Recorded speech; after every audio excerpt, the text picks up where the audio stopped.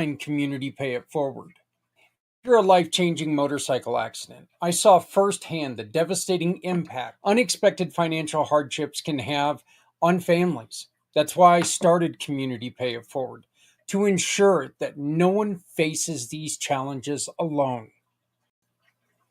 Community Pay It Forward is more than just a single program. Through community impact and packed podcasting, people all coming together, we amplify the voices of those making a difference.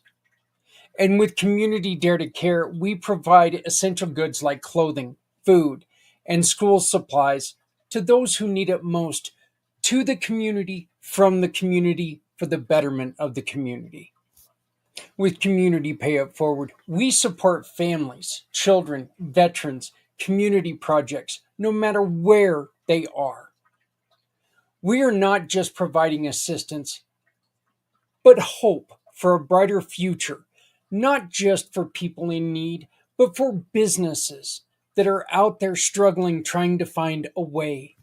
We have a plan, but we need your help to reach the next level.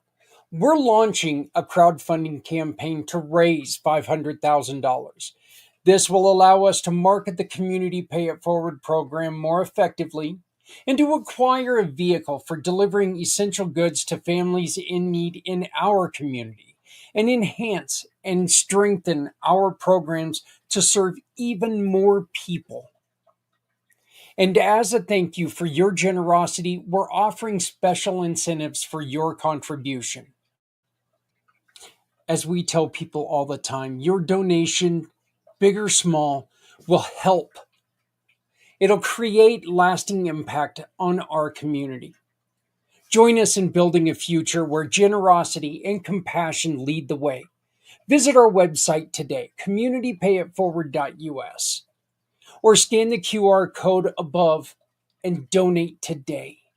Together, we can pay it forward, because no one needs to go it alone when we all come together.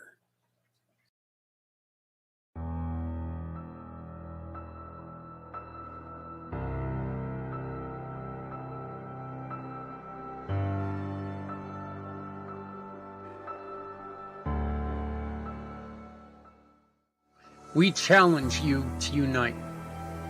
We invite you to join us for a mission for healthy heroes. No matter where you stand politically, some issues transcend all boundaries. Hero suicide and mental health challenges for those who support our communities are topics that must demand attention, compassion, and action. We invite everyone, regardless of background or beliefs, to join the conversation during our 22-hour podcast, Mission for Healthy Heroes, on February 22nd, 2025.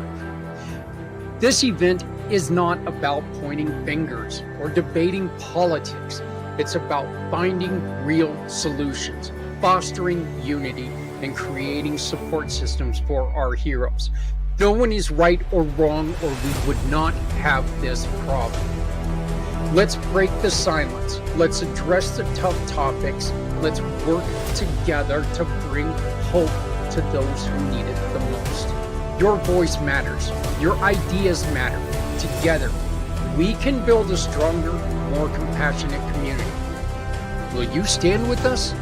Scan the QR code and join us for a mission for healthy heroes.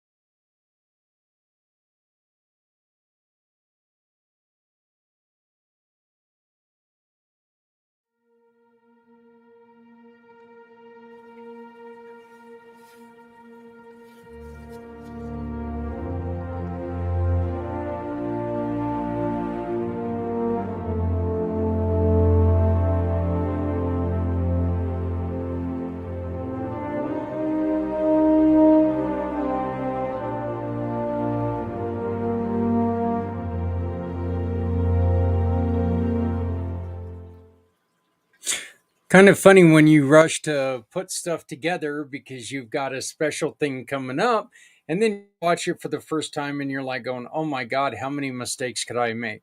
That intro, apparently quite a few. Hey everybody, my name is Zak Clayton, Community Pay It Forward, Community Dare to Care, and the PAC channels. We are here for Footprints Forward, where we are discussing the upcoming event and all of the treatments that we find that are a little bit different. And this episode is definitely going to hopefully create a little bit of conversation. I guess I'm going to say hopefully create a little bit of conversation, because we're going to be talking about a couple things that are a little wacky, or a lot wacky, I guess. I intended on talking about all three topics on Wednesday night, but I simply ran out of time.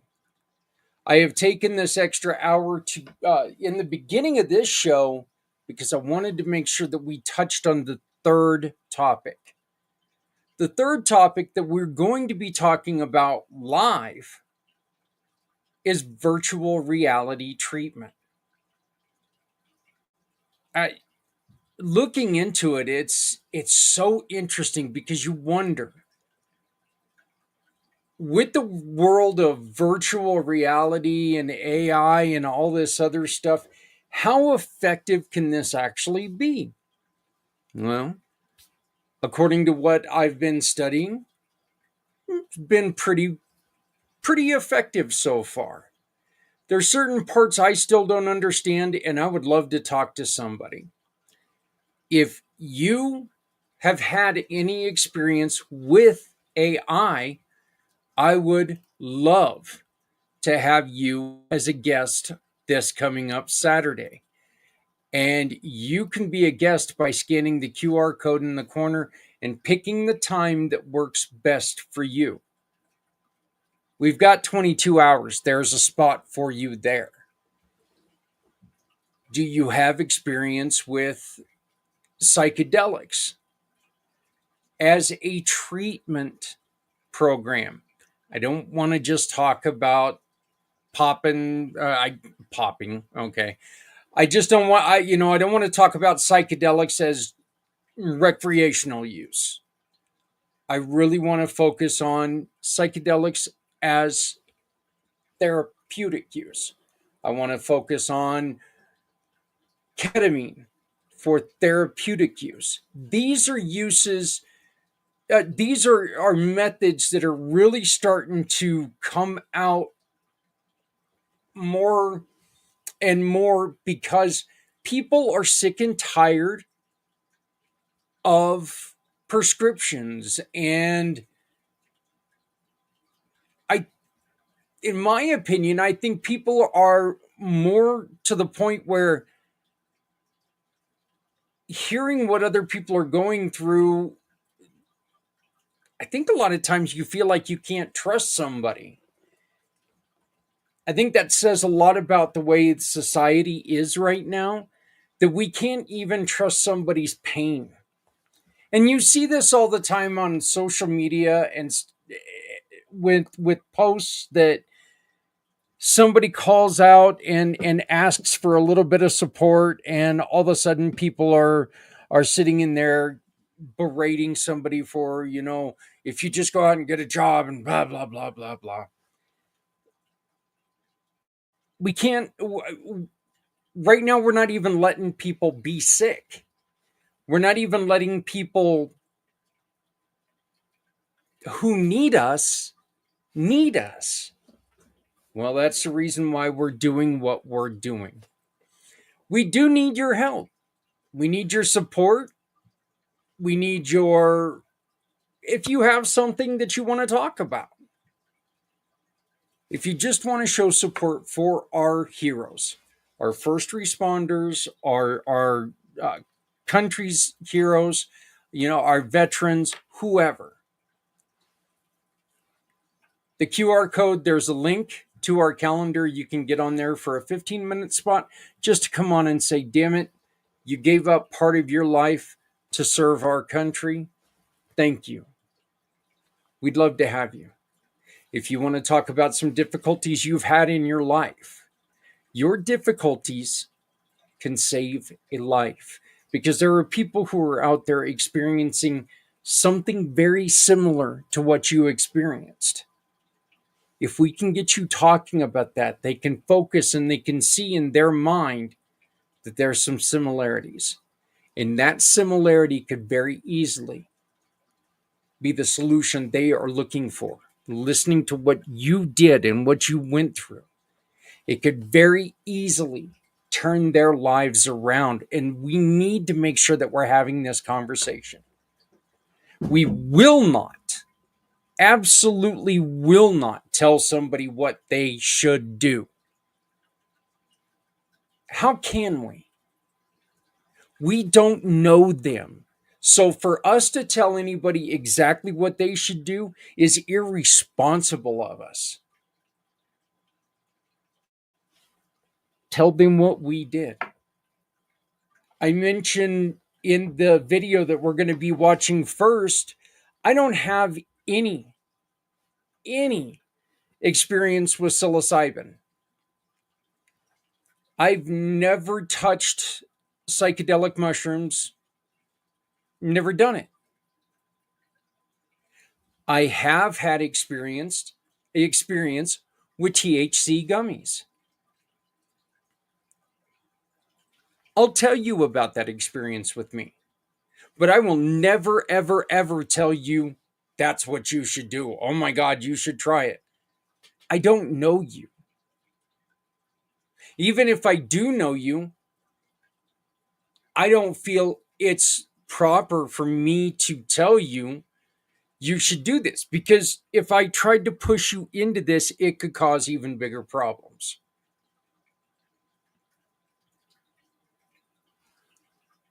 But what I do owe you is an explanation of what I've found out. What I do owe you is a definition of what I found out. And what I do hope is that you're able to find what we found out. You're able to find out what we found out, and you're able to use it to heal yourself. So now, saying this, I want to thank you for joining us. Please like, subscribe, follow, share, do all those fun things. And please make sure that you scan the QR code. Join us this Saturday with our friends on Things Network. Look, Things Network has become a huge partnership with Community Pay It Forward. They have been for 4+ years now. Been great friends with Jeremy. We've been working together. We've been doing a lot of things. Of course, all of you on Things Network know my wife, Adrian, know how much I mean, if you only knew how much she puts into Community Dare to Care and how hard she works to try to make people's lives better. I mean, it really is amazing. So I want to thank Things Network for supporting us and helping us out. It is amazing. But we're going to play this video where I talk about what I found out with psilocybin and ketamine. When we come back live, we are going to be talking about virtual reality. And again, it is amazing. I mean, it's just neat because it's not something that you really have, at least me, I had never heard of it before. So please enjoy this. If you do have any questions, please type them in and we'll talk about them when we come live again. But right now, here's our discussion on psilocybin and psychedelics and ketamine treatments.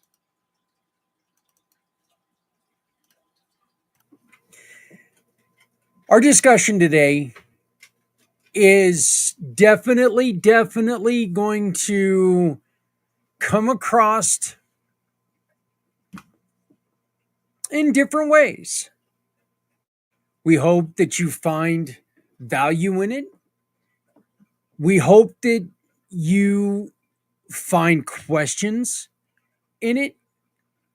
I definitely hope you find conversation in it to where we can talk about this, because these are a couple ways that they are starting to go with non-traditional uh, medical or medicated therapies.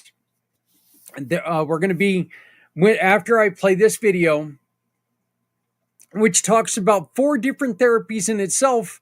Two of the therapies are in this video. But, when we get back, we're going to talk about three specific videos. We're going to talk about hallucinogenics, mushrooms, psilocybin. We're also going to be talking about ketamine, and one that I had never heard of until today, virtual reality, which I think is just interesting. And I've got a lot of questions, and I hope maybe you can answer them. And I definitely, I'm going to say, you know what? If you have anything to say on any of these, pick up your little typewriter and ask me a question. I want to know if you've been through any of these. I'd like to have some answers. I'd like to see what you have to say. Right now, look, what you got, okay? Here's a couple of the treatments that we've come into. What are you doing to help our heroes? Why do I ask? Because we want to tell people about what you are doing. With a mission for healthy heroes, our goal is to talk alternatives, talk personal preference, talk about success. What works for you isn't always going to work for others. We ask you to join us if any of these sound familiar. Do you run activity programs?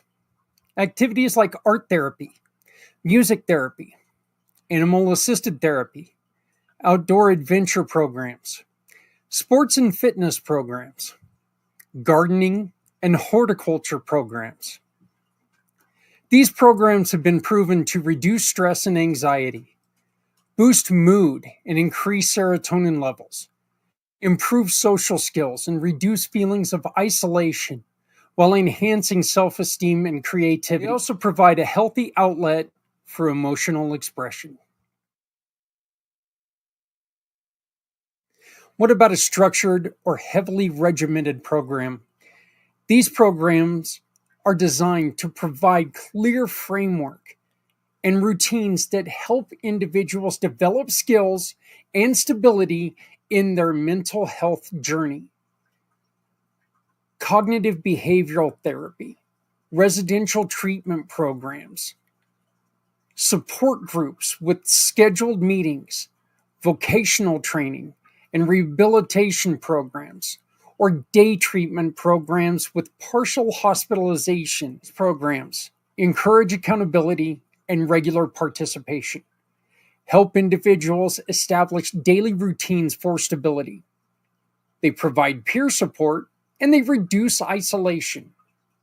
They also build life skills for long-term recovery while focusing on measurable progress.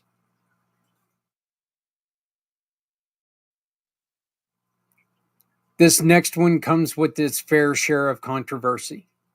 Safe, controlled psychedelic treatments. These treatments use psychedelic substances in a controlled environment under medical supervision to address mental health challenges.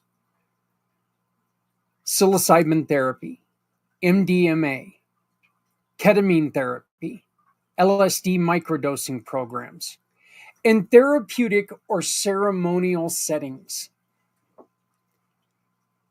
The benefits are vast, including allowing patients to process deep-seated trauma.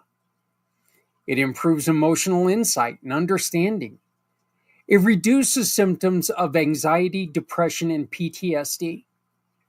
And it also promotes feelings of connection and empathy, while catalyzing long-lasting behavior and emotional change.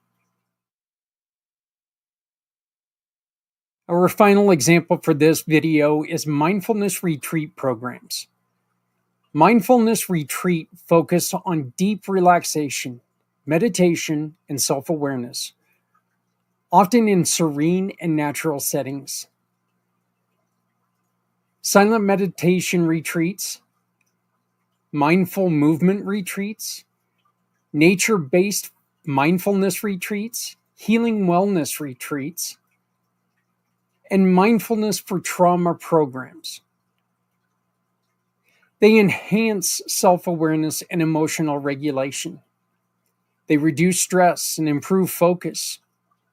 They boost resilience against depression and anxiety, promote physical relaxation and mental clarity, and encourage spiritual growth and inner peace.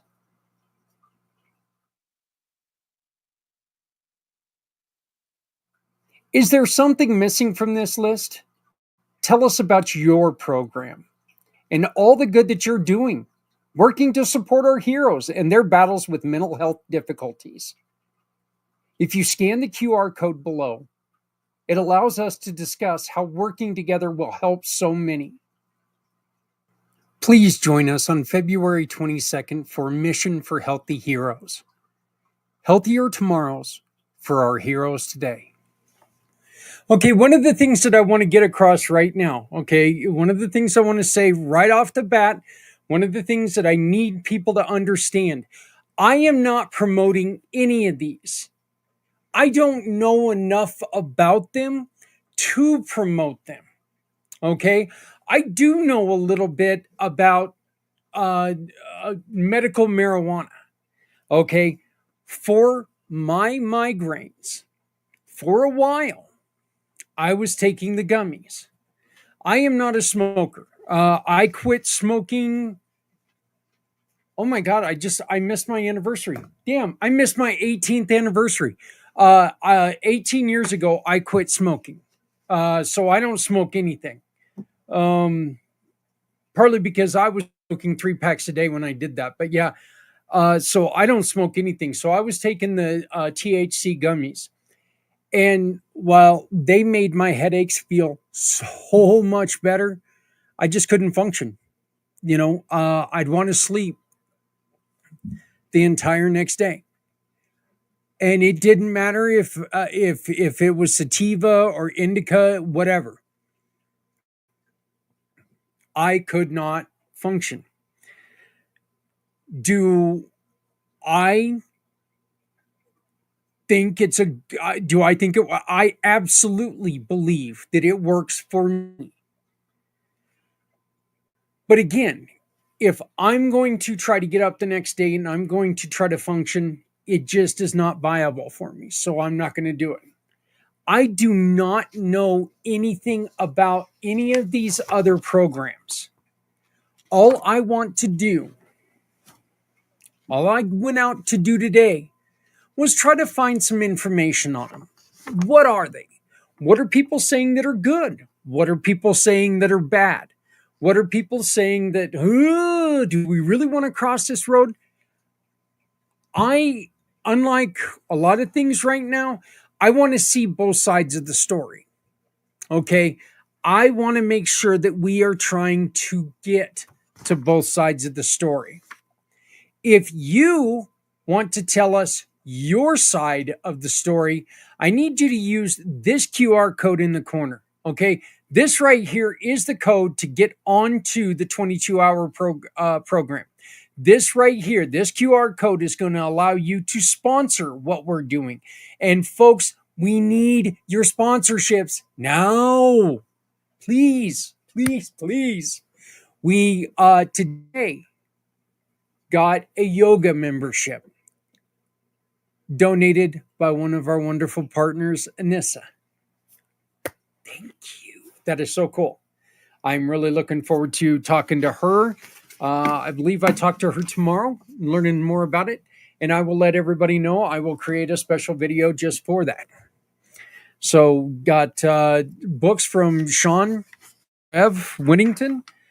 We've also got 3 for my cards, which if If you want to see what a For My card is, scan that.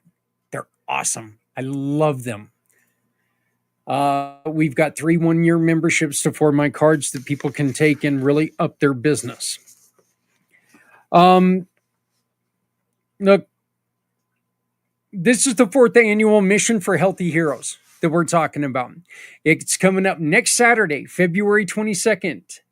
Start time is 4 a.m. East, 2 a.m. Mountain Time. 2 a.m. Mountain Time. Ironically, that's what time I started working today. Not because I was trying to get ready or anything like that, but it's because I had a dog with a gut issue. Why does it seem like my shows are really dictated by my dogs? I don't know. The end time is going to be 2 a.m. East and midnight here in the mountain area.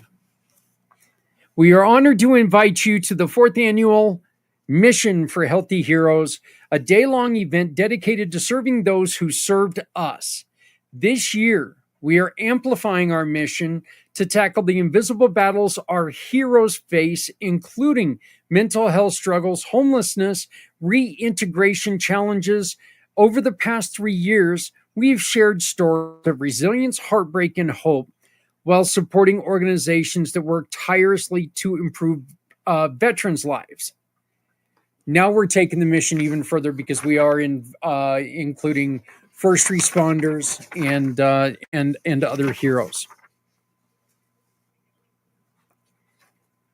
We need your support to make this happen. We're going to try to raise money for a couple wonderful we're trying to raise money. Yes, I do speak English for a living. We're trying to raise money for veterans, honoring veterans, who you are going to get to see a dedication to my Uncle Barry on next Saturday. We're going to do a dedication live to a man that lost him a little over a week ago, and it still hurts my heart. My heart just all of a sudden started hurting again. But you can see what they do. We're also going to be helping a current service person upgrade their house for their daughter who is wheelchair bound. Look, you can get a quarter-hour sponsor for $100, a full-hour sponsor for $150.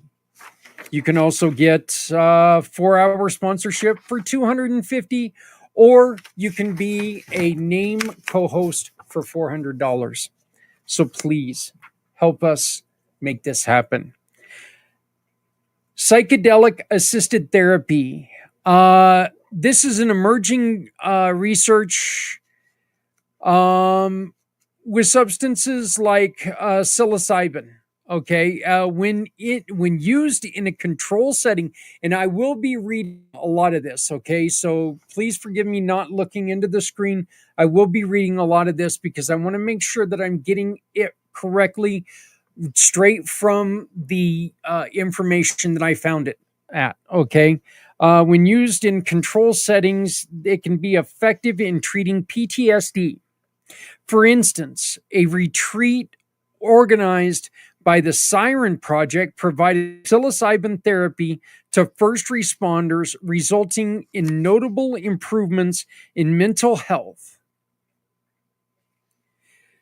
A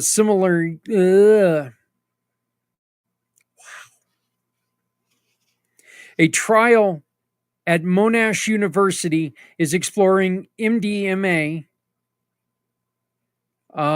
assisted psychotherapy for veterans and first responders with PTSD.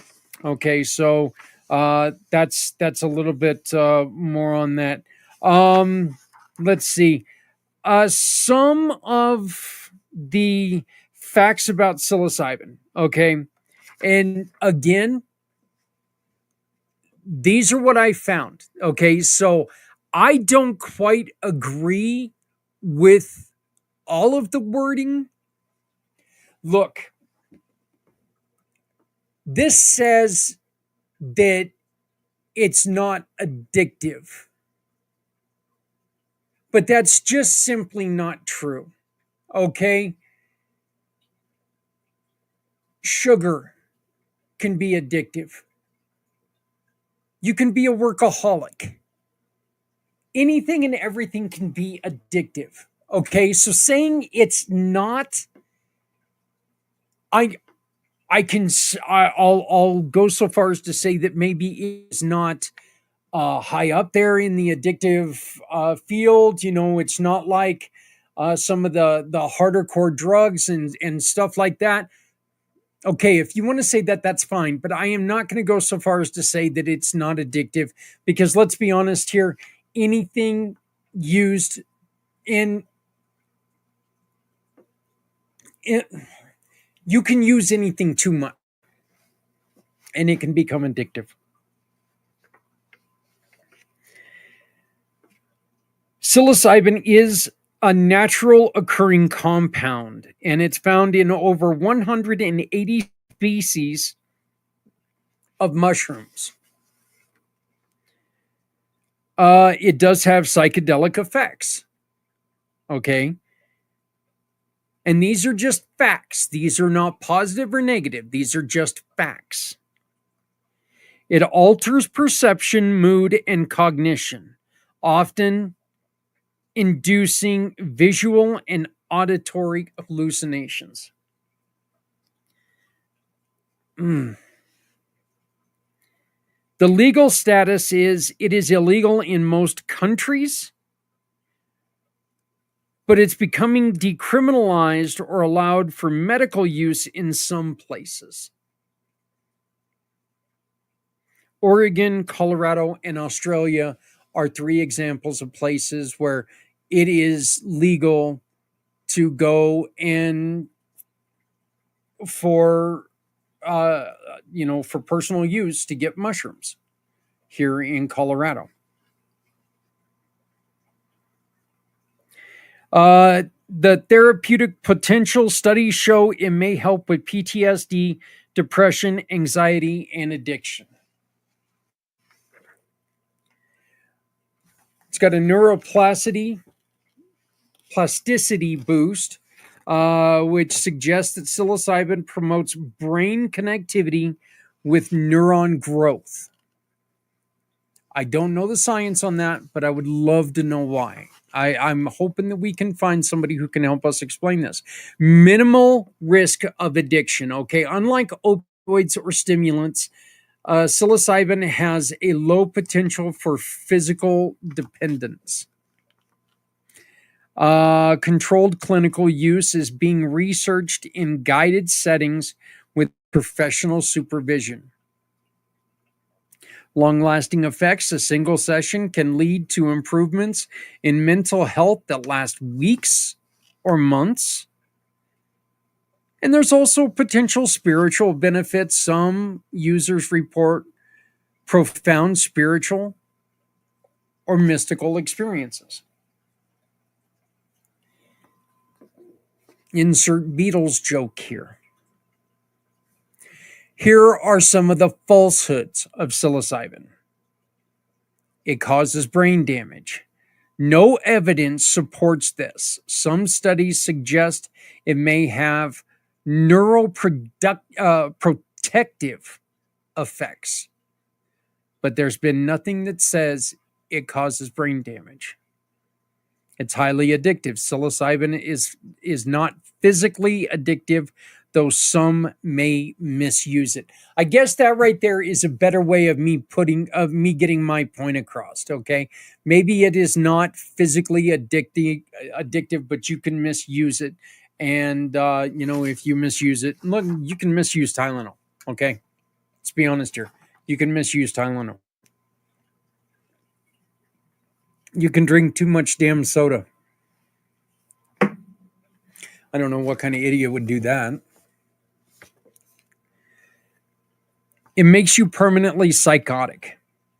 Rare cases of prolonged psychosis occur, usually in those with a predisposition to mental illness. It's one of the. you got to take into consideration who you are, what you are. Okay. So it's just a party drug. While some use it recreationally, medical studies focus on controlled therapeutic applications. Everyone has a bad trip. Negative experience vary based on dosage, settings, and individual psychology. Look, if you are in a position where,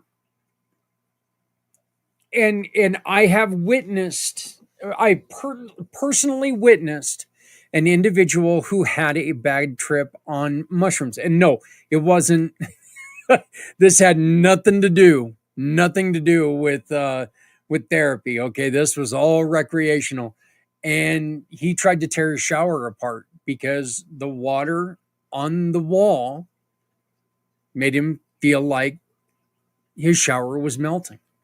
So there are, there are risks, and that's the reason why you should be supervised when you're doing this. It always causes hallucinations. Lower doses can cause mild perceptual shifts rather than full hallucinations. It's the same as LSD.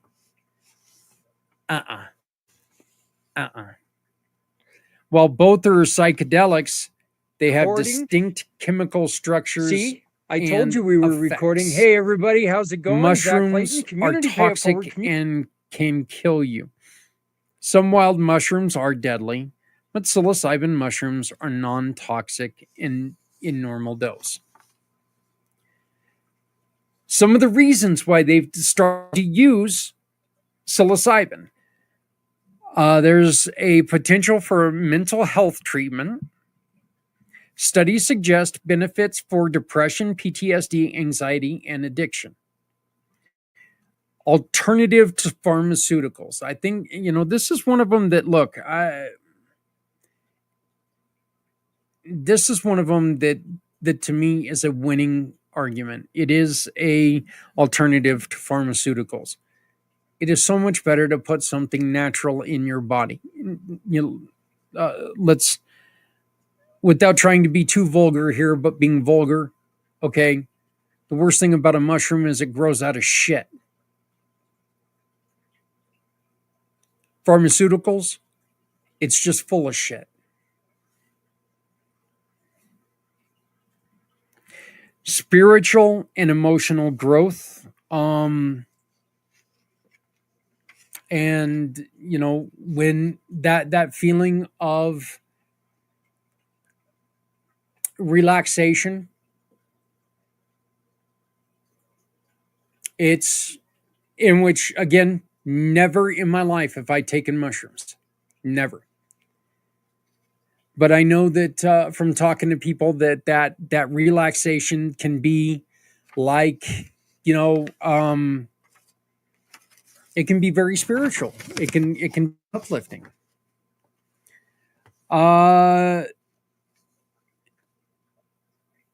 It helps rewire your brain. It can enhance natural plasticity, potentially helping with trauma recovery. Low risk of overdose. Unlike opioids or alcohol, psilocybin toxicity is extremely low. Minimal physical harm, no direct psychological damage when used responsibly. Again, we are talking one more time. We are not suggesting this for you.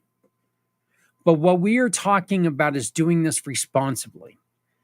We're talking about, getting with a professional. Doing this properly. Making sure that somebody's there to help you through this. Okay? We are just giving you what we found. That's all I am doing. I am not saying do it. I'm not saying don't do it. I'm not saying kiss a puppy. I'm not saying any of this. I am telling you what I've found. And that's because that's what's important to me. This one's a little hard. End of life anxiety relief. It has been shown to ease existential distress in terminal ill patients.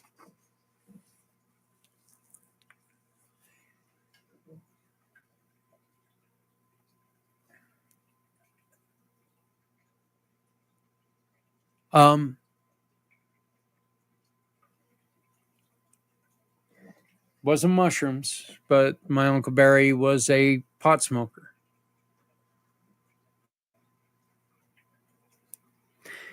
He and my dad sat in my office a couple times, and I'm going to tell you, if you don't believe in contact high, jeez. I remember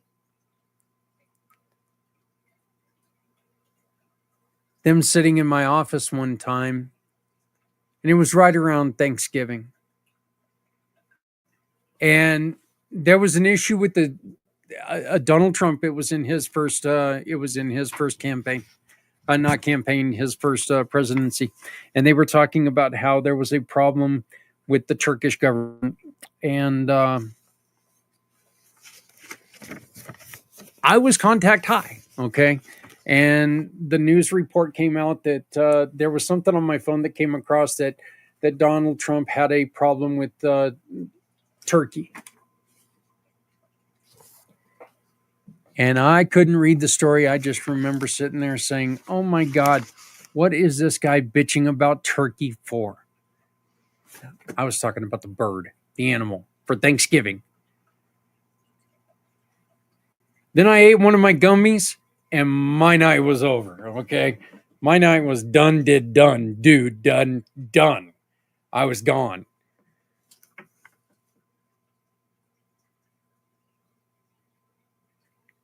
I can see how the end of life, anxiety relief, I can definitely see how that would be attractive to some, okay? Potential for creativity and problem solving. Absolutely. You let your mind go. You let it see where it goes. Absolutely, I can see that.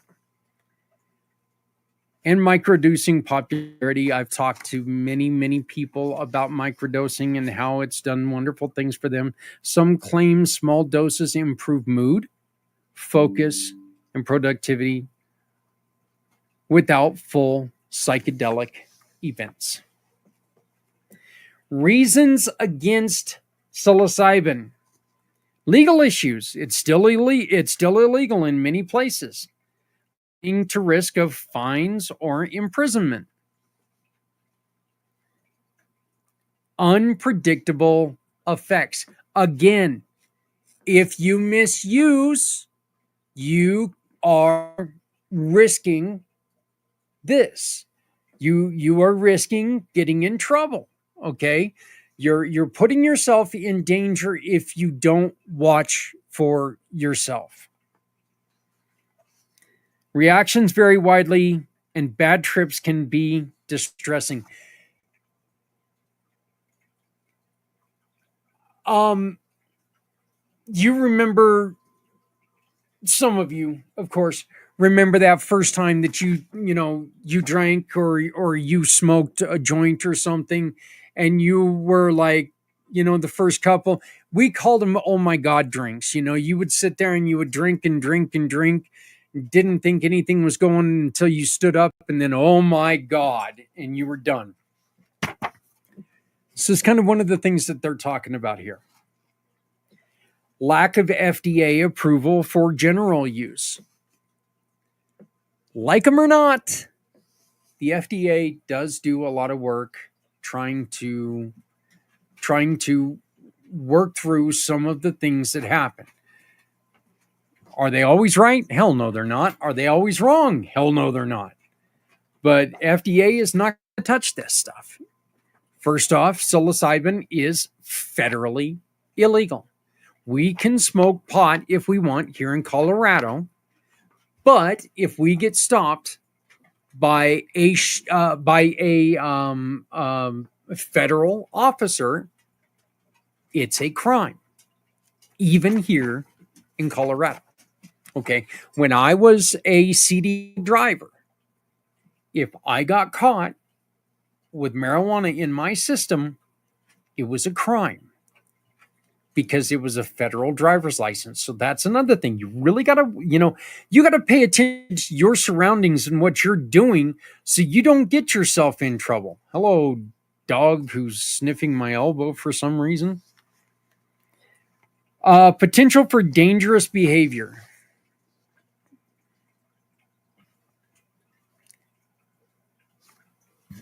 Look at that doofy looking guy. Yeah, he saw the doofy looking guy and he got out of here. Potential for dangerous behavior. Impaired judgment during a trip can lead to risky actions. Again, if we wouldn't have been there for my friend that night, who knows how far he would have went. He could have tore down that wall. He could have found himself in a lot of trouble. And it's not safe for everyone. Okay? That's kind of the purpose of why we're doing this. This is not for everyone. And again, I am not telling you to do this. I would not dare tell you to do this. I don't know anything about it. I've never done it. I would not do this. I would not do this. Okay? I just wouldn't. Medical marijuana, I have done. I would do it again. Psilocybin, that's not my bag. I'm not going to do it. Not me. Lack of regulation. Illegal sources can be impure, misidentified. And you could run the risk of poisoning from other fungi.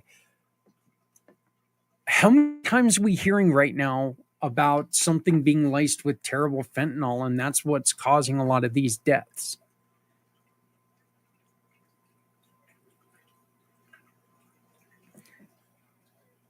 Personally, and this is a personal opinion, take it or leave it however you want.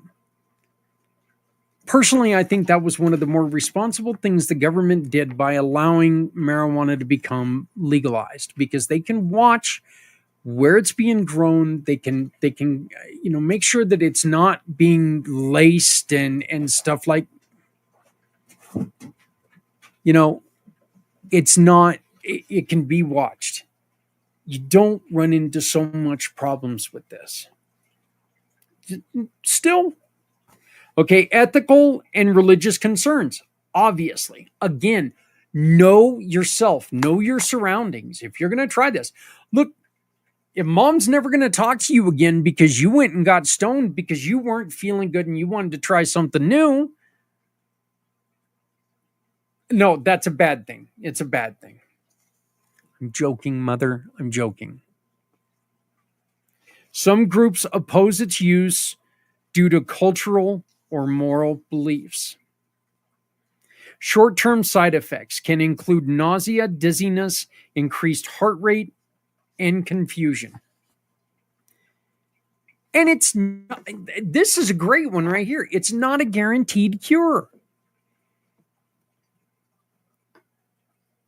And I would go so far as to say that if you're doing it improperly, it's not going to be a cure.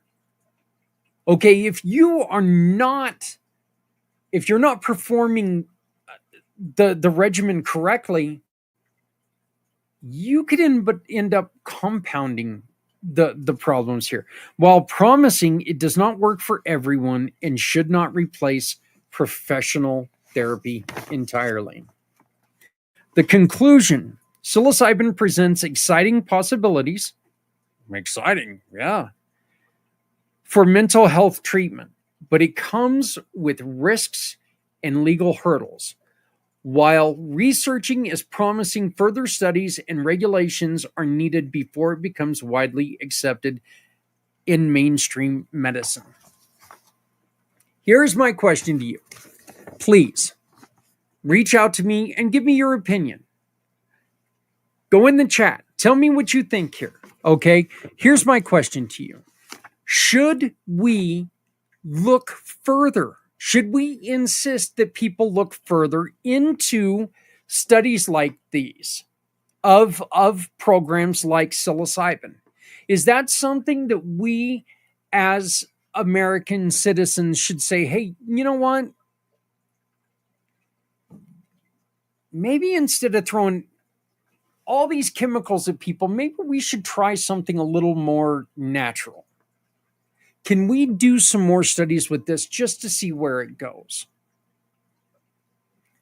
What is your opinion on that? I really, really would like to know. Please like, subscribe, comment, share, tell people what we're doing here. Okay, we need your help. We desperately, desperately need your help.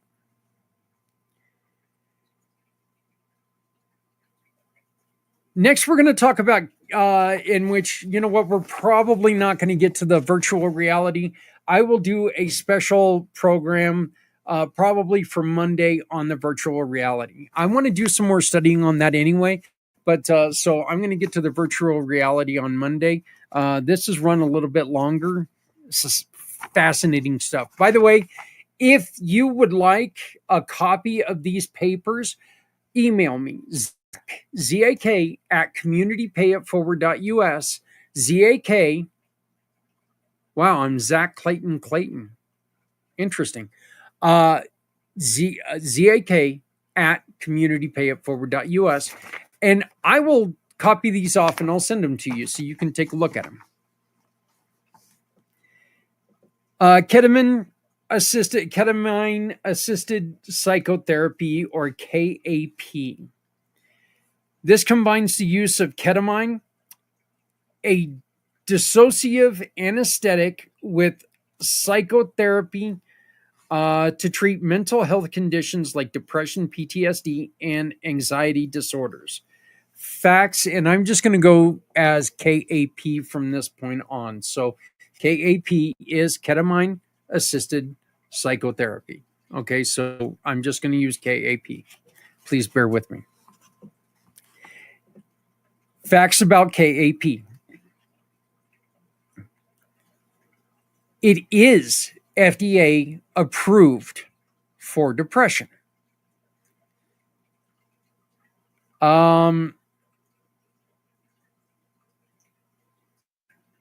It's and of course the first thing that they do is they give me a medication name. Why can't you people who name medications just call them Bob, Ralph, Mary, Potts, Mary Jane? Can't we stick to that? Why are you doing esketamine? Spravato is an FDA approved nasal spray for treatment to resist depression. It's fast acting. Unlike traditional antidepressants, ketamine can relieve symptoms within hours to days. Disassociated experience. Patients often report out-of-body sensations, altered perceptions, and emotional breakthroughs. Again, these are facts. These are not benefits. These are not glorifications. These are just facts about KAP. Works on NMDA receptors. Unlike SSRIs, and I wish I knew what that was, ketamine acts on the receptors and increase glutamine levels, adding neuroplasticity.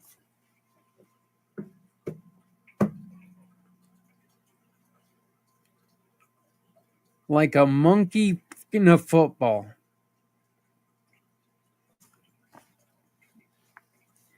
Can reduce suicidal ideation. Studies show ketamine significantly reduces suicidal thoughts, sometimes after a single dose. Requires controlled administration. And typically given through IV, intramuscular injection, nasal spray, or lozenges in clinical settings. It's used off-label, while S-ketamine is FDA approved. Many ketamine treatments are prescribed off-label for PTSD, OCD, and anxiety. Temporary effects. The antidepressant effects often fade within weeks, requiring ongoing treatments. That, again, these are just facts. That right there could be something that I would see people maybe having an issue with. Minimal addiction risk in clinical settings. They're very specific on that. Minimal addiction risk in clinical settings. When used medically, ketamine has a low addiction potential compared with recreational use. And the research is still ongoing. Studies continue exploring long-term effects with optimal treatment protocols.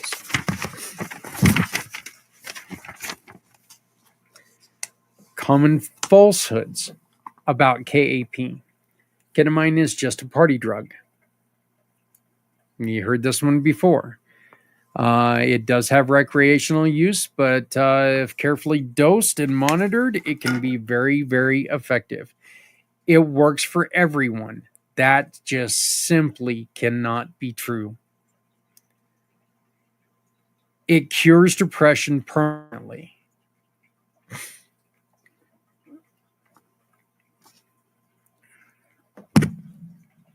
I think this is another reason why I like doing this, is you're going to have people who are out there saying stuff like this. And it's simply, first off, it's impossible. Nothing lasts forever, works forever. Nothing. Ketamine is highly addictive. We've already talked about that. Patients lose control completely. Disassociation can occur if improperly used, but patients remain conscious and able to interact with their therapist. It's the same as psychedelic therapy. This is a falsehood. While both induce altered states, ketamine works differently than psilocybin or LSD. Only used for severe cases. It's often for treatment of depression. Some patients with milder conditions may benefit. And KAP replaces talk therapy? No. What are some of the reasons for KAP? And we've only got about 9 minutes left, so I'm going to try to hurry through this. Rapid relief for depression or suicidal thoughts. They've already mentioned they're having great success with suicidal thoughts. Neuroplasticity and brain healing. It does enhance neural connections, helping with trauma processing. Effective for treatment resilient conditions, which means it helps those who haven't responded to other medications. Enhances psychotherapy. Patients may access emotions or memories more easily under ketamine's effects. Makes sense. Minimal long-term side effects compared to traditional antidepressants. Side effects like weight gain and sexual dysfunction are rare. Could help PTSD and anxiety disorders. Some studies suggest benefits beyond depression. Fewer doses needed over time. That's good. Once again, we did talk about it a couple of minutes ago that, you know what, it may not work the best at first, so it may need extra. I think hearing that it may work and fewer doses needed, I think that's positive. Potentially safer than some of the other psychiatric medications, meaning lower overdose risk than opioids and than opioids. What are some of the reasons against KAP? Short-term side effects. Dizziness, nausea, disassociation, increased blood pressure. Ding, ding, ding. and confusion can occur. Again, if you're going to do this, do it properly. Not a standalone treatment. Most effective when combined with therapy requiring additional effort and cost. Long-term effects are unclear. More research is needed as prolonged ketamine use, for prolonged ketamine use. Costs and accessibility. Not always covered by insurance, making it expensive for many patients. I think that's probably one of the reasons why, guess what?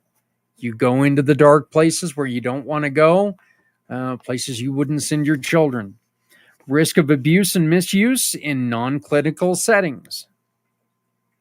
And let's be honest here, it's going to have an effect that some are going to find very, very attractive. So it's probably going to lead to, you wanting more. Limited availability. Not all clinics offer KAP, restricting access for some patients and potentially a potential for memory or cognitive effects. Some concerns exist about repeated use impairing memory or executive function. Okay, so those are just the first two. I'm sorry, I'm not going to get to virtual reality today. I will get to it on a special edition on Monday, but I think that was very interesting personally. I really enjoy that. Hey, you know what? Before we go, I need to do this. We need your support. We desperately need your support. We're trying to grow. We're trying to get better. We're trying to help more people. For this, we need to start making a little bit of money. You can become a supporter. You can support us by scanning this code right here, and you can become a sponsor for what we're doing. We need to get a vehicle for donations. We need to get volunteers. We need to get employees. We need to get smart people who know what they're doing, because the one guy who thinks he's three guys who can barely be half a guy, he needs help sometimes. So please help us out. Scan this QR code and you can really make a huge difference for what we're trying to accomplish. Imagine a world where small acts of kindness create a ripple effect of support. A world where financial struggles never stand in the way of hope. That's the vision behind Community Pay It Forward. After a life-changing motorcycle accident, I saw firsthand the devastating impact unexpected financial hardships can have on families. That's why I started Community Pay It Forward, to ensure that no one faces these challenges alone. Community Pay It Forward is more than just a single program. Through community impact and packed podcasting, people all coming together, we amplify the voices of those making a difference. And with Community Dare to Care, we provide essential goods like clothing, food, and school supplies to those who need it most, to the community, from the community, for the betterment of the community. With Community Pay It Forward, we support families, children, veterans, community projects, no matter where they are. We are not just providing assistance, but hope for a brighter future, not just for people in need, but for businesses that are out there struggling, trying to find a way. We have a plan, but we need your help to reach the next level. We're launching a crowdfunding campaign to raise $500,000. This will allow us to market the Community Pay It Forward program more effectively and to acquire a vehicle for delivering essential goods to families in need in our community, and enhance and strengthen our programs to serve even more people. And as a thank you for your generosity, we're offering special incentives for your contribution. As we tell people all the time, your donation big or small, will help. It'll create lasting impact on our community. Join us in building a future where generosity and compassion lead the way. Visit our website today, communitypayitforward.us, or scan the QR code above and donate today. Together, we can pay it forward because no one needs to go it alone when we all come together. Introducing Shop, Click, and Pick, the simplest way to support those doing good in communities everywhere. We understand that shopping is a necessity, but with a slight adjustment, you can make a huge difference without spending any extra money. Here's how it works. Please visit communitypayitforward.us and navigate to the Find Your Partners tab. Discover our verified giving partners, which are trusted allies ready to meet your needs. Shop with any of the partners that resonate with you. Click a picture of the receipt or invoice, then pick the mission partner you wish to support and use their QR code to send the receipt directly to us.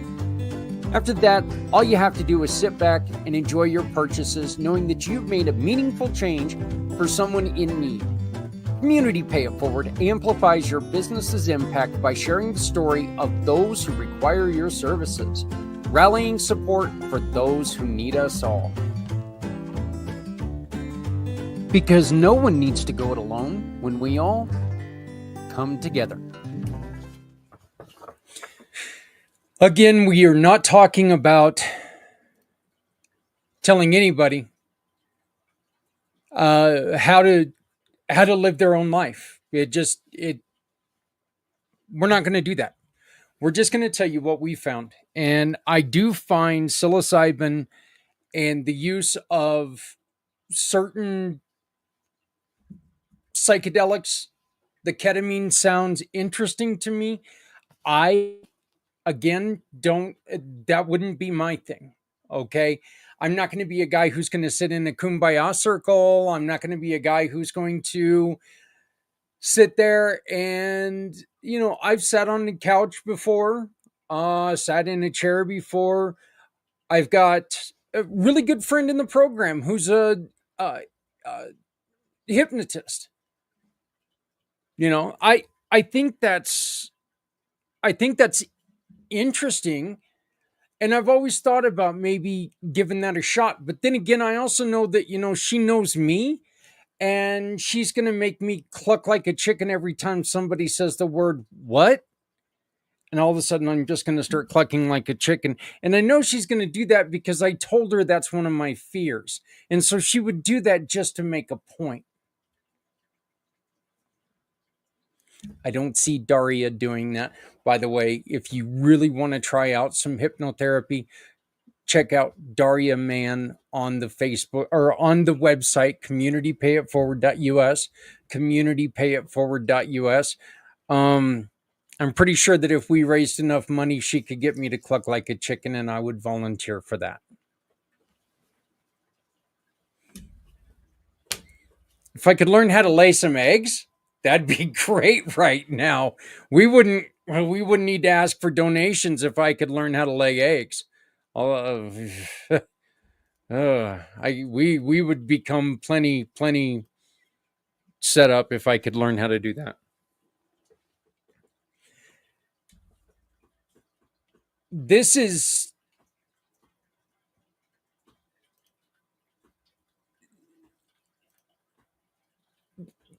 being year 4, of this journey, and having what happened to myself with my head injury and my family, losing my uncle 2 weeks ago today,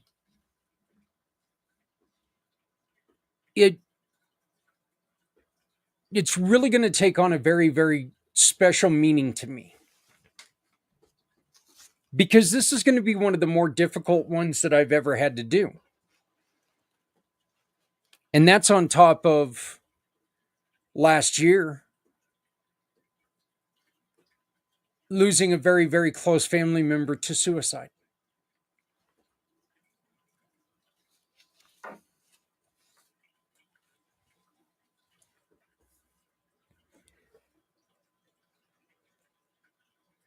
the reason I want to do this is because I wish I could have stepped up, and I should have.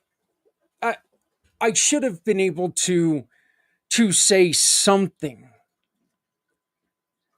to this person to make it better. But then again, I think that to myself. But here's the truth: I didn't know. I didn't know. It's not, we weren't talking every day as we had been just a few months earlier. Prior to my accident, we were talking every day. We were together almost every day, Monday through Friday. Monday through Sunday, Friday, Saturday, and Sunday. We were on bikes with each other, riding through the community. Short 9 years after the accident, I lose her, and it hurt. It still hurts. We want to make sure that we're letting people know that there are different outlets out there. You don't have to take the end of life route. And I think we all understand that when we're thinking sensibly, when you're right there in that moment, we're thinking emotionally. And we all know when you think emotionally, you don't, there's it's right then, it's right there. Look, it's been proven that most suicides, they think about it for a total of 35 seconds, I think is what it was. When somebody goes through with the act of suicide, they actually put like 35 seconds worth of thought into it. There's not a lot of time to sit there and say, wait, let me go take a breath. Kind of like they tell you to do before you send a tweet or before you send a what do they call it with the Instagram? A gram? That sounds terrible. Before you send a gram, before you send anything, you should really take a look at it, push it back, and say, wait a minute, is this how I want to represent myself? It's kind of difficult to do.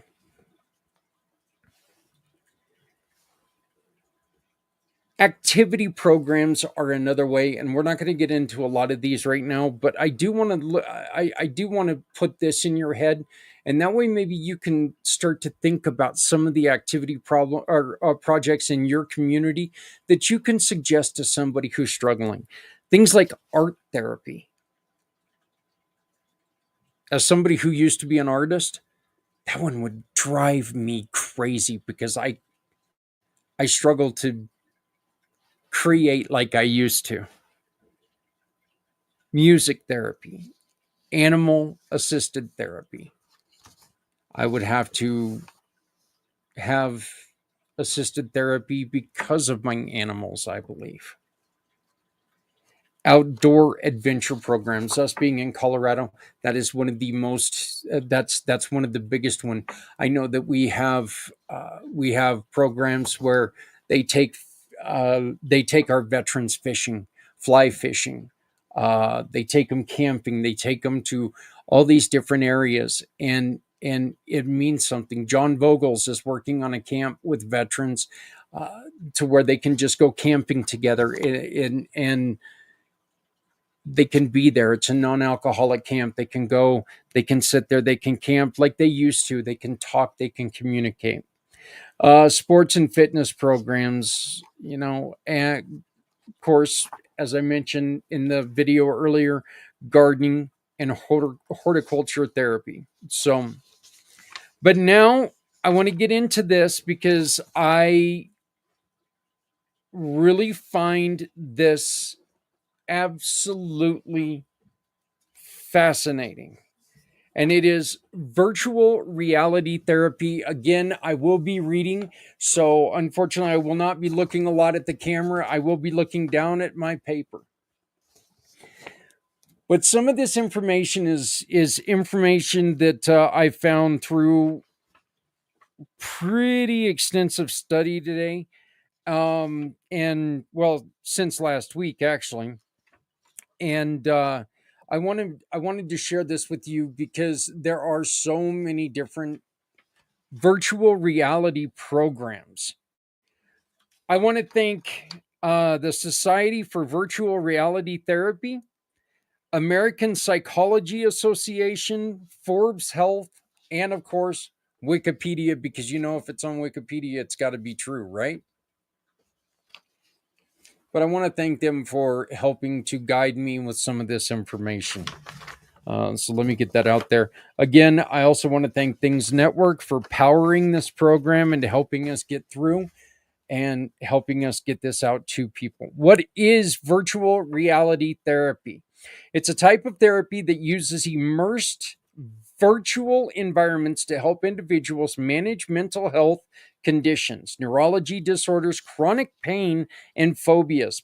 By placing users in computer generated simulations, therapists can guide them through controlled and safe exposure to various stimuli, helping them process trauma, overcoming fears, or building coping strategies. I they they gotta they gotta get their voices in every damn show. I just don't understand it. I can see how virtual reality is going to help with certain things. And I cannot wait until I'm able to learn more about this because look, the study is not going to end when the program ends Sunday at midnight. Okay, here in the mountain, I'm going to find out more about these because we're going to continue to talk about them. And I really want to learn more. If you have had any experience with this, I beg of you to do me a favor, scan this QR code, come on and talk.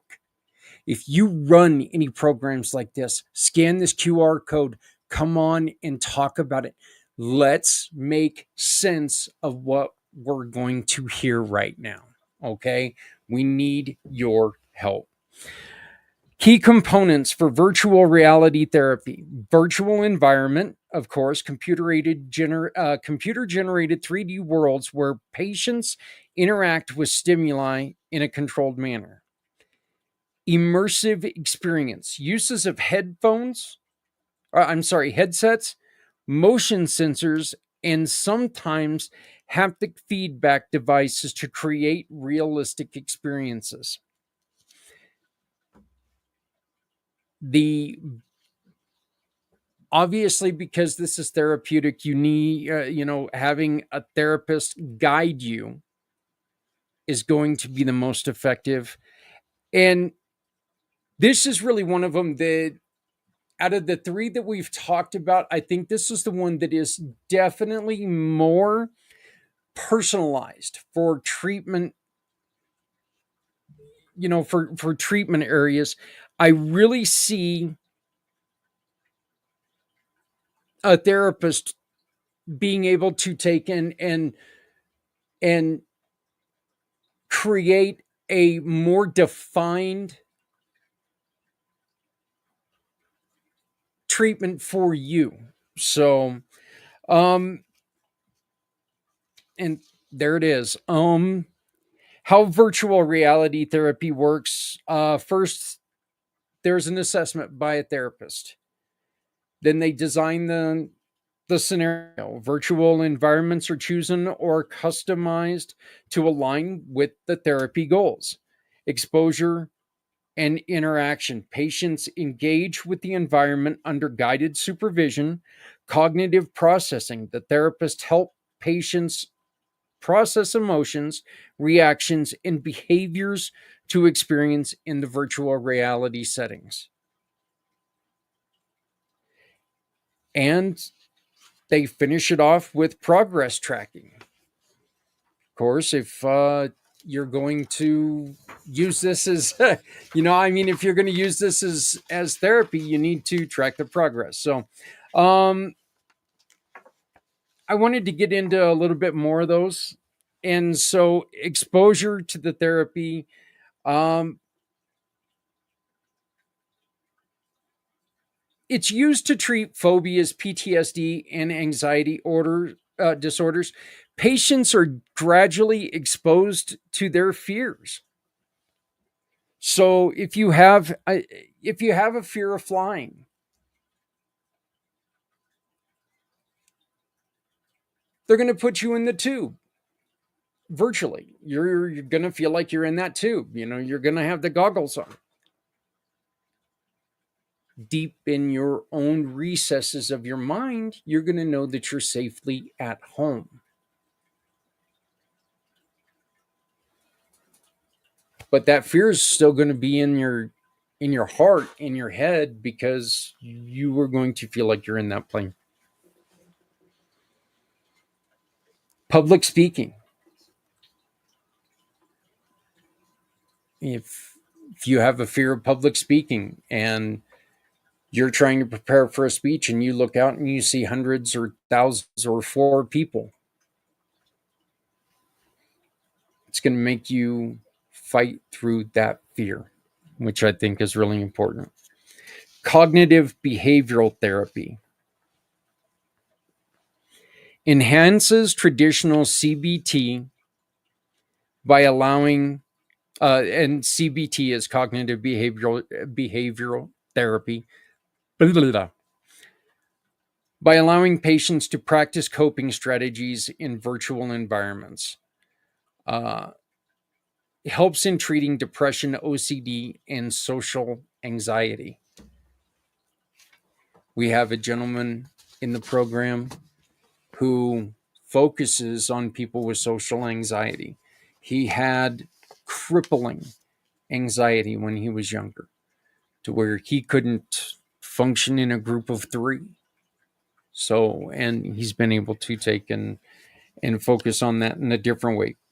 This is one that I am really, really confused on. Okay. I'm not going to lie about it. I'm not going to powder coat it. I don't understand how this one's going to work. I really would like to learn more about it. So again, if you know anything about this, I invite you to please join us, scan the QR code right over there, and pick a time on the calendar. We can talk about this. Pain management. And they do this by a distraction-based therapy for chronic pain, burn victims, and post-surgical recovery. Mind over matter. Mind over matter is really the only thing I can think of. And I say this as a guy who is in chronic pain due to my head injury.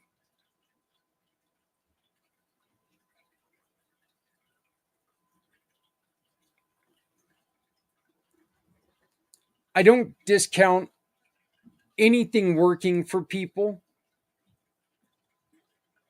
You're not only allowed, but I hope that you find your own way of healing. I hope you find something that works for you. And if virtual reality pain management works for you, I really want to know. I want to know your story. This engages patients in relaxation, immersed environments, and reducing pain perception. So again, that's where it tells you mind over matter. Think about being on a beach over how bad your skull is killing you right now. Think about puppies that are not barking over the pain in your neck, which could be the puppies barking.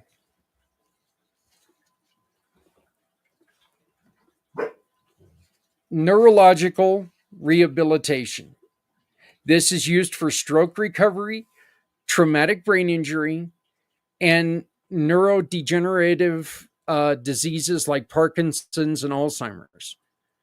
This helps patients by engaging them in exercises that improve motor skills, memory, and cognitive function.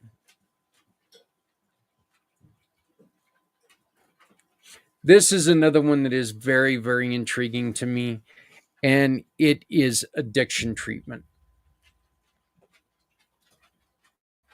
This simulates real world temptation scenarios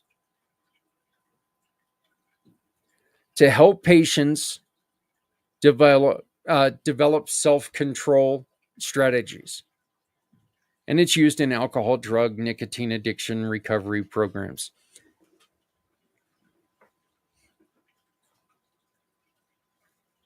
I'd like to ask this question and I pose this question to anybody and everybody out there. I'd love to get your comments. Please use the comment button and tell me if I'm misguided here.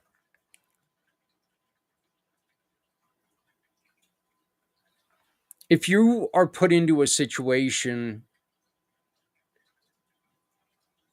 even one with the wonderful purpose of this to try to help you in a temptation scenario, can that not lead to that desire for what you are trying to be tempted away from? Okay, you're in a scenario where you're sitting next to somebody virtually with that beer. And I understand the concept of what they're going through. They're going to be able to sit there and tell you, okay, here's this person with the beer. Oh, that beer looks good. Oh, that beer looks great. It looks refreshing. How are you going to tell them no? I understand it could help you come up with a way that you could have that conversation with somebody. You know, I would really appreciate it maybe if we weren't here right now. How about we go to a park where there's no alcohol because I'm struggling? I can see that. But can you not also see how this could make somebody go, damn, that beer looked good? And get it stuck in their head, damn, that beer looks good. And gets them to the point where at the end of the day, they're like, that overwhelming urge takes over them, and that beer wins. That that virtual beer wins, and they end up going and drinking.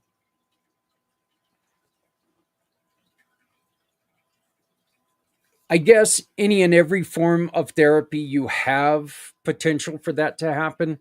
But in this one, I really wonder, because you do have that stimuli of the cigarette, the beer, the cocaine, whatever it is. You have the image there. And I really wonder if maybe this could lead to a temptation that unfortunately becomes overbearing. I'd love to get your thoughts. Please, please, please comment on that. I would love to hear what you'd have to say about that, because that one, again, I understand what they're going for, but I think, again, in my own personal opinion, I think that one's kind of a slippery slope. This one I can definitely see. Mindfulness and stress reduction. It creates calming environments for meditation, guided relaxation, and stress management. I love guided meditation. Me personally, I love guided meditation. I am not good at self-controlled meditation. I'm terrible at chanting and mantras. I am so much better if I'm sitting there.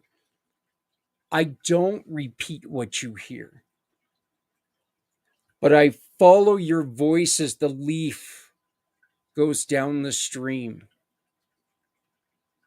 And I follow that leaf going down that subtle stream water over the rock in the beautiful crystal clear water. I'm good at doing that, and it helps me relax. Really good at guided, not very good at trying to self motivate myself. This helps individuals with insomnia, high stress occupations, and burnout. Again, I see how that one would be fantastic. We did that promotion for a miracle of a community that cares. It was I believe, like 7-minute meditation video. So maybe on Saturday I'll take and I'll break that open again. When we talk about this again, I'll bring that out. And even though it's a little bit outdated because it's for holiday meditation, I think this would be a good time to maybe break that out and talk about it again. Autism spectrum disorder training provides social skills training by simulating real world interactions. I love that. I love that. I love that. I love that. And that is because we have had experience with people with autism. I think that could help somebody very plainly be able to go up and talk to people who they're not used to talking to. Certain people with autism, we had an experience with somebody with autism that his go to was to go and talk to somebody about sports. If the person understood that there was autistic reasoning behind the conversation, I don't see it as a problem. I I I think they could see it as somebody or as something that, you know what, this is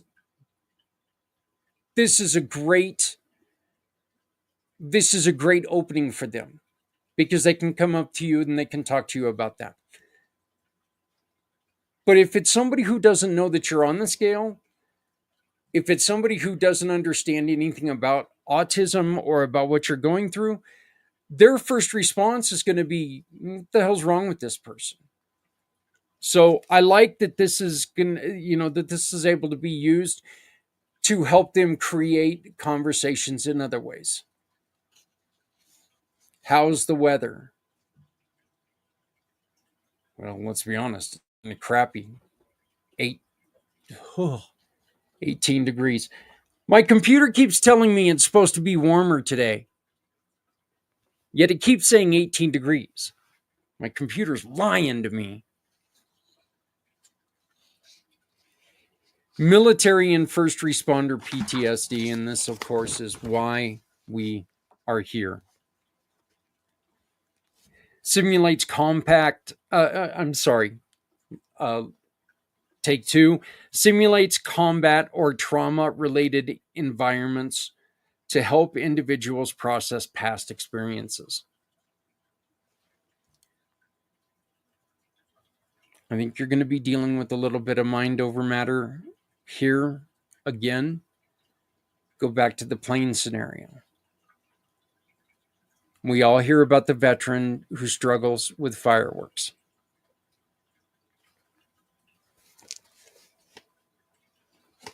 I think this is the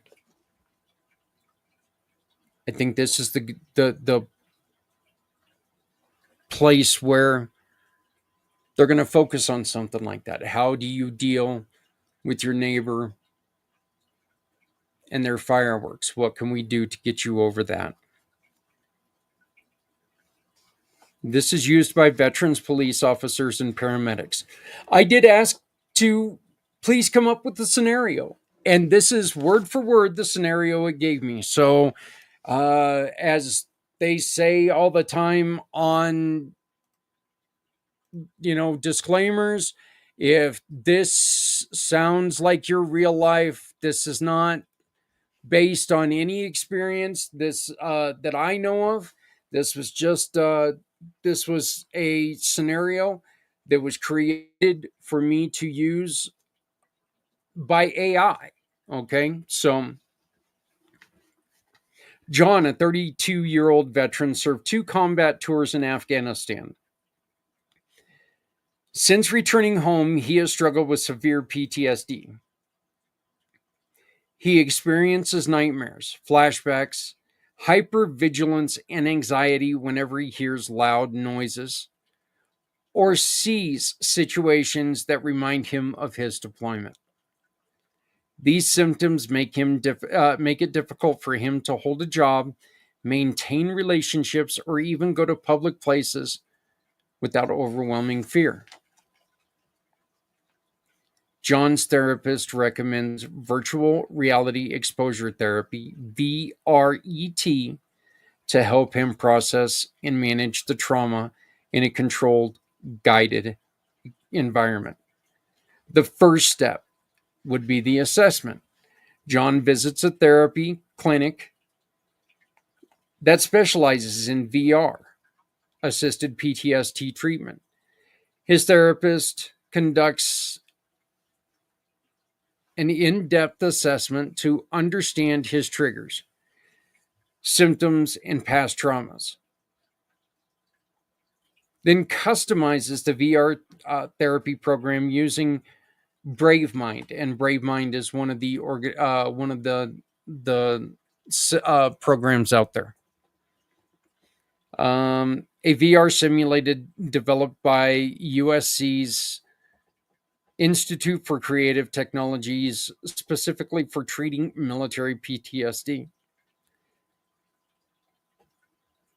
John is then fitted with a VR headset and motion tracking equipment to create a fully immersed experience. The session takes place in a private, safe space, ensuring he can pause at any time if overwhelmed.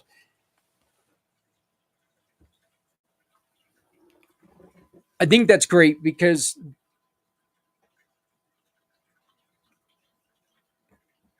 we've all experienced that time where we continue to go through something just because we don't want our friends or our peers to think, he couldn't hack it. She couldn't hack it. She couldn't deal with it. If you're in a safe space, if you're in a place where you know that, you know what, this is too much, I can't, you can take it off. They can help talk you down, talk you through it. I'm pretty sure that there's probably a lot of times where that's where the talk therapy comes into account is right there. Okay, this is the point where this happens. Tell me exactly what you felt. How do you think we can get you through this? What do we need to do to make this not so traumatic? So, step 2 is gradual exposure therapy. By beginning the session by placing John in a low stress visual environment, such as a peaceful military base. The VR simulation is realistic but not overwhelming, allowing John to become comfortable with the technology and setting. Over the next few sessions, not over the next few minutes, over the next few sessions, the therapy gradually increases exposure to more stressful environments. I think it's really important that it's understood that's over a few sessions, not over a few moments or even in an hour's time. A Humvee riding through a desert, a simulated checkpoint, a combat patrol mission. Through these sessions, you're able to monitor John's heart rate, breathing, and stress levels. If his anxiety spikes, the therapist pauses the simulation and guides him through breathing exercises. That's cool. That's neat. Step 3 is emotional processing and coping strategies, stopping the simulation and breathing through it. And step 4 is going to be real world applications. After several weeks, John would notice reduced panic attacks when hearing loud noises, less avoidance in public spaces, improved emotional regulation, and better sleep quality with fewer nightmares. His therapist introduces real world challenges to ensure his progress translates beyond VR, sorry. Guided trips to busy environments like the mall, coffee shops to test,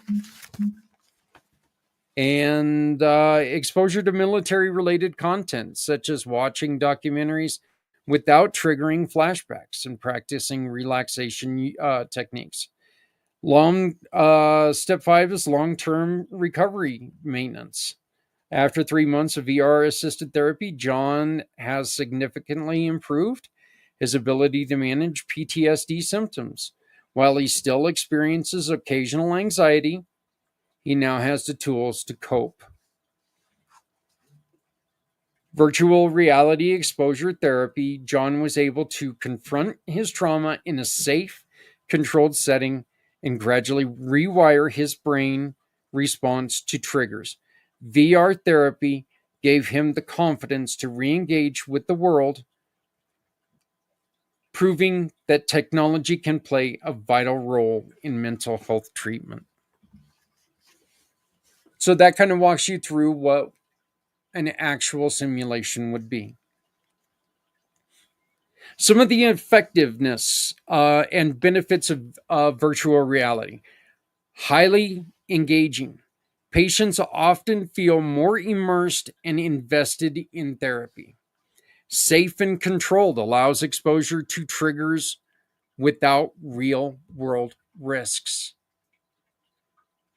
Measurable progress, digital tracking of engagement, psychological responses, and improvement over time. Again, a therapist can see the moment it happens, stop it, interject themselves, and interject a treatment right then and there. It's accessible and scalable. It can provide remotely. It can be provided remotely. I think that would come down the line. I don't see this as something that they would want to do, within the first couple days, first couple treatments. I think that would be something that would have to be down the line, or with somebody who's maybe not in a higher risk area. But it would be good for people with mobility, or in rural areas, or those with mobility issues. It's cost effective in the long run. It's going to cost quite a bit. It's going to cost a pretty penny to get it set up, but then after that, very inexpensive. It's a computer program. You get that computer program set up. After that, you know what? It's good to go. Some of the challenges and limitations. We just talked about it. The cost to get it set up is going to be expensive. Virtual reality, while it's come down in price, it's also gotten a lot better as things get better. Look, let's be honest. The first iPhone doesn't cost what it did when it first came out. It ain't nowhere near the iPhone 42 or whatever's out now, or whatever's going to be out tomorrow. Whatever, And the one that comes out tomorrow is not going to be near as advanced as the one that's going to come out 6 months from now, and it's going to cost less than the one that comes out 6 months from now. So there is going to be a startup cost. This is one I could see that could be a huge problem for some. Simulator sickness, those who get seasickness, stuff like that. This is actually a very big problem when we talk about accessibility on your computer, because of a lot of movement, a lot of motion can make people queasy and uneasy. I'm trying to remember what it was, but I was watching something the other day and I actually had to turn it off. I was like, what in the hell? I got dizzy, sick to my stomach. I had to turn it off. And I can't remember what it was. Technical limitations, requires advanced software and high quality hardware. It's going to have to keep getting better and better and better. There are ethical concerns, need for professional oversight to avoid potential psychological distress. This should not be implemented by somebody who doesn't understand, or somebody who doesn't have an effective plan in place. And there is very limited research with this on the long-term effects. I think there's probably very limited research on the short-term effects. We have to continue to study it. Some popular virtual reality therapy programs are the aforementioned BraveMind. There was one created by Oxford called Oxford VR, Limbix VR, Snow World pain management VR therapy for burn patients. There's also one called Psious, Psious. I hope I got that right. Psious. And it offers VR therapy for phobias, PTSD, and relaxation. What's the future of AI or of VR therapy? AI integration. It's going to grow as the simulations are going to switch as you need them to switch. Remote therapy, expanding telehealth services, augmented reality services, combining VR with real world environments, and for a blended experience, and brain computer interface integration. And I know that one's going to make people go, oh my God, the government put a computer chip in my head. Calm down. Specific conditions treated with virtual reality therapy. Again, virtual reality therapy is used across a wide range of psychological, neurological, and physical health conditions. And I asked for it to break some of these down for us. You have PTSD. It helps place patients in controlled environments that replicate difficult times in their life. Used military and civilian PTSD to help individuals process trauma. And it helps to gradually reduces avoidance behaviors, and helps reframe from traumatic memories.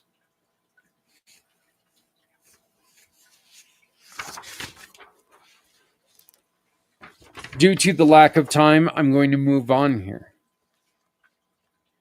They've got things for stroke. Again, you've got addiction, eating disorders, or body body fatigue, thinking that your body is not where you want it to be. Workplace and performance anxiety.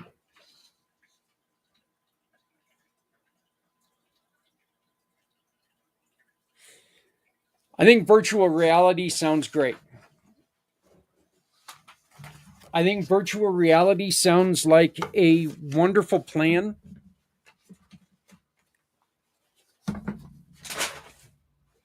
I think all my paperwork for virtual reality just fell on the floor. My biggest concern with this virtual reality is I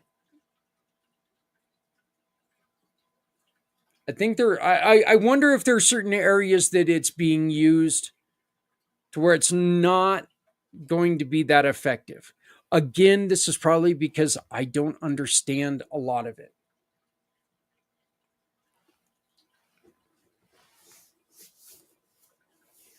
This is hard for me to say. Okay. I look at the pain.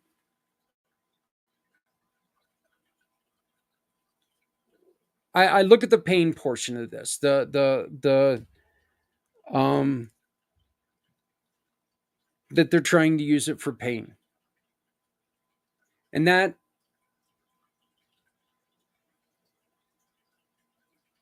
I guess it kind of confuses me. I don't understand how it's going to work. That's not the hard part. Here's the hard part. I'm going to admit right now in front of everyone, in front of the world, I've been on pain pills for the majority of my adult life.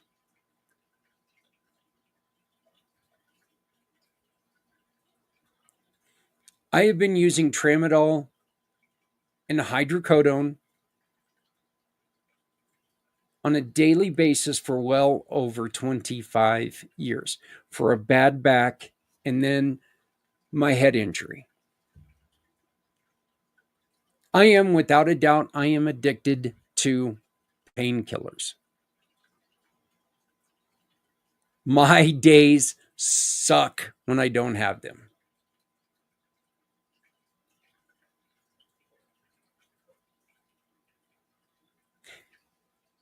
The thought that there's going to be something like virtual reality out there that could maybe help me get through some of this, in which it's hard for me to believe that something like virtual reality could get rid of my migraine headaches when not even the pain pills do that. Again, I've had a migraine headache for the last 10 years. Every minute of every day, I have had a migraine headache. And I just don't see how virtual reality is going to help me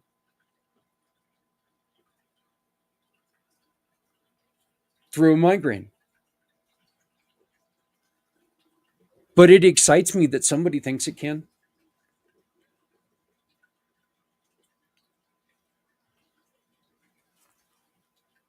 I am trying to put together a plan to wean myself from the pain pills because I am addicted.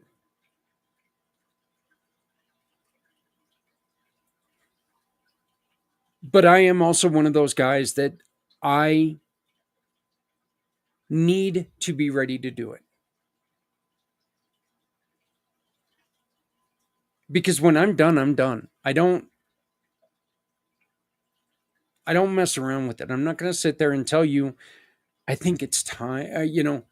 I think I might want to. No, I need to be able to know that it's going to work and go for it.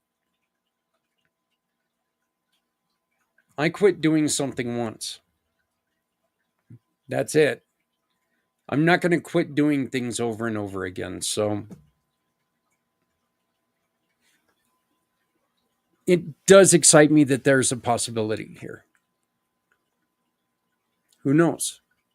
Maybe that could lead to helping me with something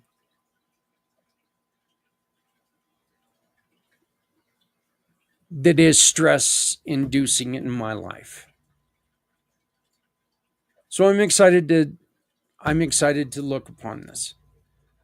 look at this and learn more about it. Again, that's the reason why, if you do something about it, come and join us. Who knows, maybe you can help me with my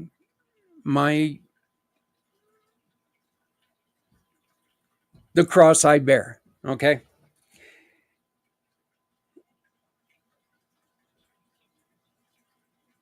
I appreciate everybody taking and spending these last 2 hours with me to talk about this, because we're just trying to get you all prepared, because this Saturday is the 22-hour podcast. We need your stories. We need you to come on. We need you to help us.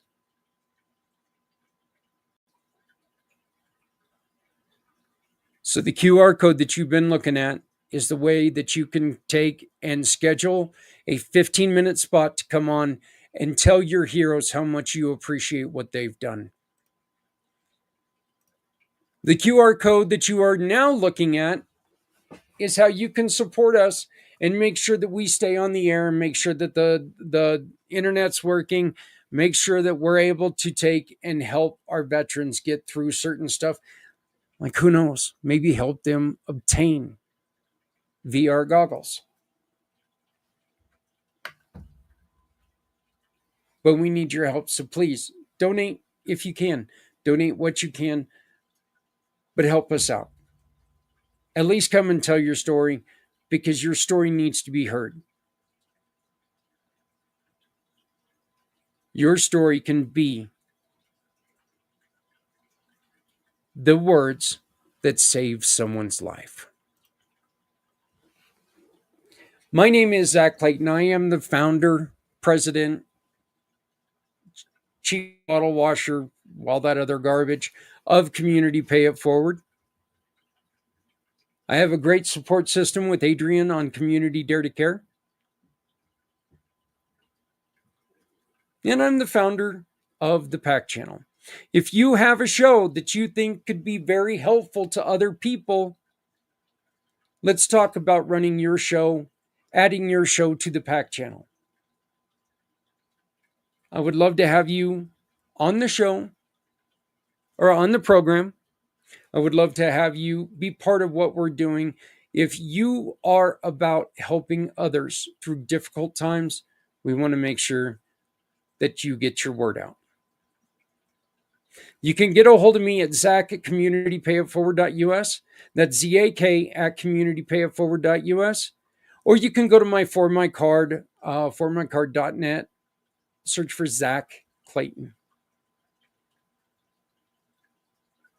Again, I want to thank you all so very much. Please scan the Venmo up here. Donate what you can. Get your story told. Join us this Saturday. Get a 15-minute slot just to come on. Let me ask you a couple questions and tell our heroes that you support them, and you will support them through their difficult times. Because, folks, no matter how softly you walk, you always leave footprints. You need to make sure that those footprints continue to move forward. If you're not here, you can't leave footprints anymore. Let's work together to stop the senseless loss of life. Thank you to you. Please like, share, subscribe, all that fun stuff. Help keep us on the air by donating when and where you can. And join us again next week for Footprints Forward.